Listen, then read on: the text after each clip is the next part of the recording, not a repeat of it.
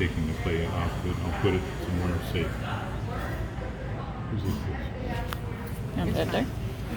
It's fine. Do you need it for the demo still? So you all remember this from yesterday. When it came out of the alginate, for some reason it had purple spots all over it, which was unusual. I just cleaned it with a little alcohol, and all the purple went away. My purple is gone. So this needs to set about at this angle on here, so it's got a nice even height to the line that I drew on there yesterday. The line shows where the appliance goes, of course. And I'm taking a little wet clay, I'm going to mash it onto the board. And I'm going to set this at the attitude I want it to have.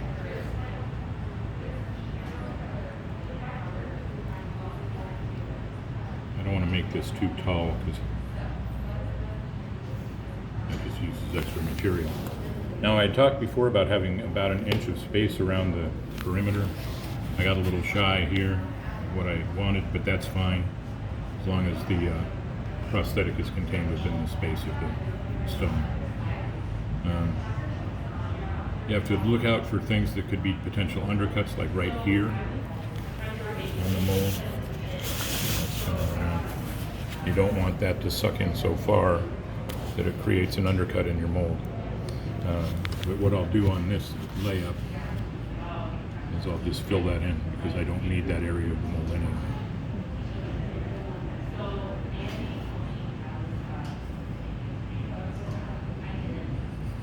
My name next door. What the hell is going on over there? And I'm going to tip this up a little bit so that this is not quite such a dip down. And that comes into play later on the mold when you're filling it. You don't want to have a piece. Imagine this upside down as a negative. You don't want to have a piece of the mold go up so far on one side that it'll fill on one end and not compress the material up on the other side to fill the mold. So I'm going to set it so that this line and this line are relatively level with one another, and that's my set. I'm going to take a little more wet clay and just build up a base around this thing.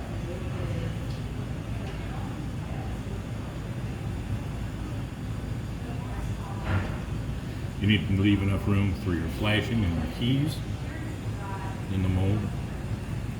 Keys are registration bumps or valleys in the mold you put in there so that the mold knows how it's supposed to fit back together.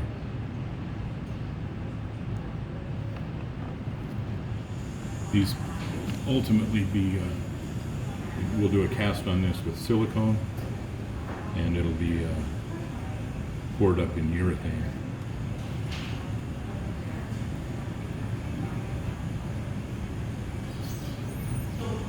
I should say, at this point, you've got to start thinking about whether or not you're contaminating your mold. The silicone that we use for the prosthetic appliances is a platinum-based silicone. And two types of silicone. There's a tin-based silicone, a tin cure, and a platinum cure. Tin cure will set up under just about any circumstances. Platinum cure is inhibited by a number of things, but most notably for the materials we work with, it's contaminated by latex. So no latex gloves, no latex sponges, no liquid latex, no latex of any kind should come in contact, even at this stage, because if you're working with latex gloves with your positive, and it gets all that latex contamination all over it, that transfers into the next mold and into the next mold. And then that's where you run into trouble. You'll be saying, my pieces didn't set up and I don't know why.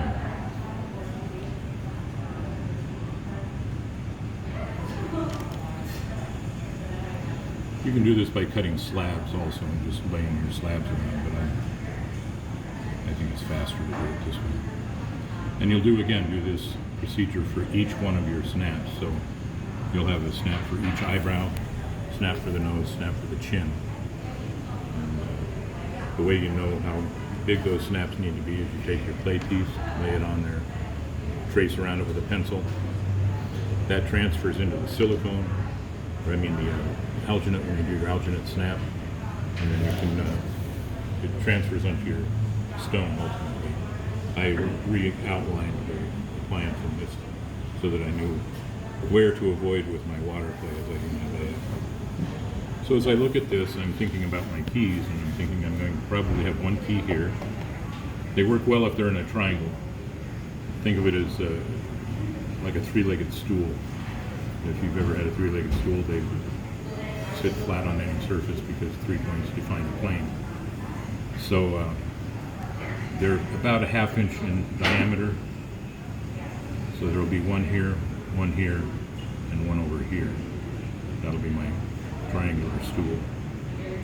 And if I need to augment the layup in any place to make that happen, that's the time to do it.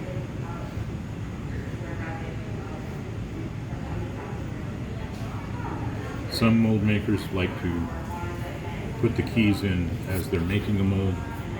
Other mold makers like to get the entire layup done and your mold made and the positive out in whatever material it's going to be, and then drill the keys in afterwards. For the purposes of this class, we will drill them, we'll put them in before we do the silicone on here.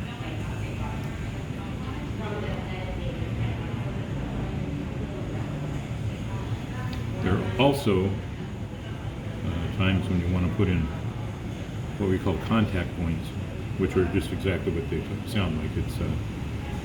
It's a point on the negative mold that touches down flatly on the positive mold. Those are just to help registration and to keep the mold from rocking when it's closed.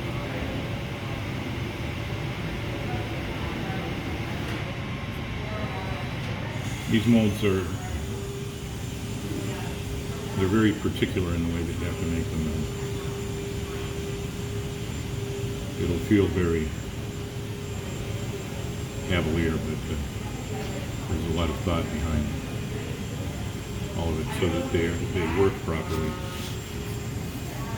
We'll have certain tolerances for materials that we're making them out of, and steps that have to be followed pretty precisely.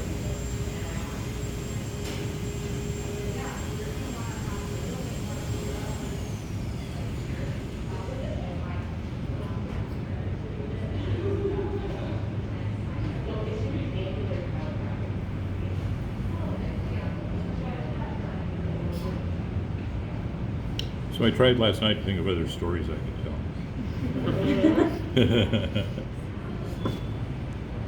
And I don't know if I came up with them.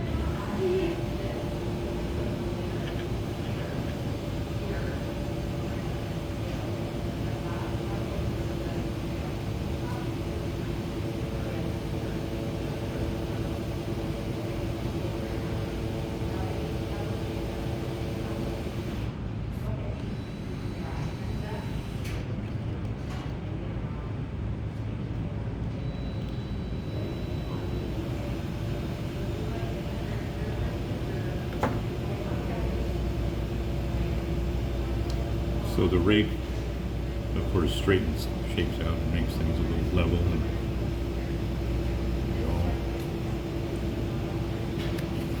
so you can see I filled in the undercut here. And if you don't get the undercut filled in at this stage, you can always do it with your flashing. Just make your flashing extra thick in areas where you think it might be undercut. Work that out. Now I'd love to smooth this, but I don't need a latex sponge. Good morning.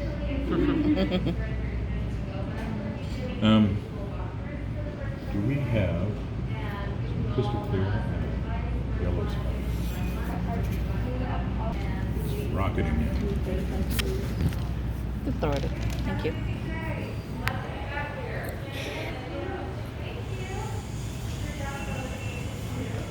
And a tongue depressor.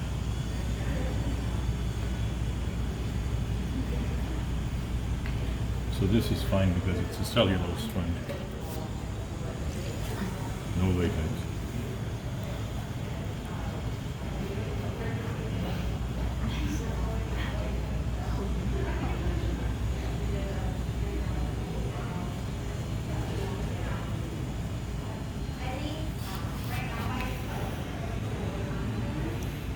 It doesn't have to be a huge positive effect. It should be as small as you can make it and still fit in your keys and everything else.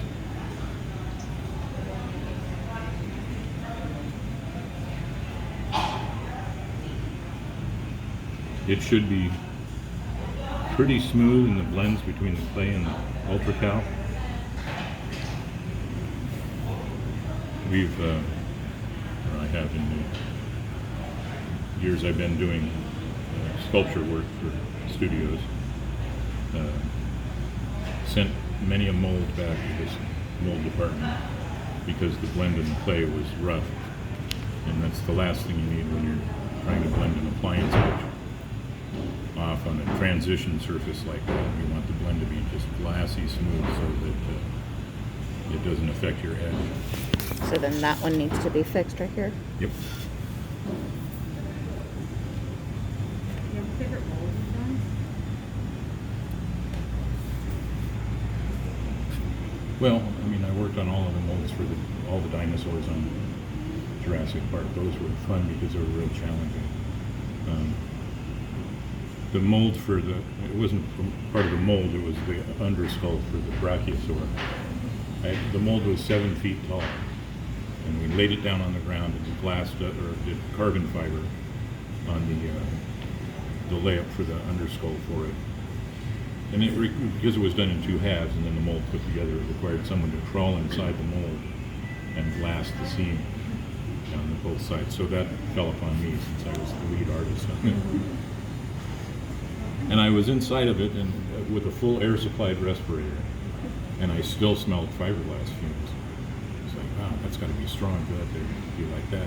So I got out, I took the hood off, and I stuck my head back in the mold, and it would knock you over. So I was glad to have the oxygen supply.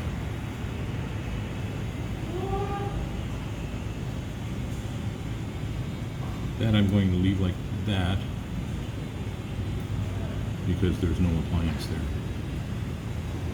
I'm going to do, if that needs any tweaking after I get the urethane out, I can take a little sandpaper and just sand that out. But if you look, you can kind of see where the appliance goes. It's right here. That actually comes up like that.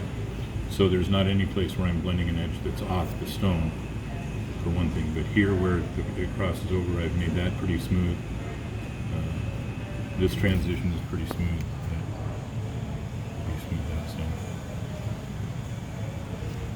And don't feel like you have to do these in a short amount of time. The focus is really on getting them right.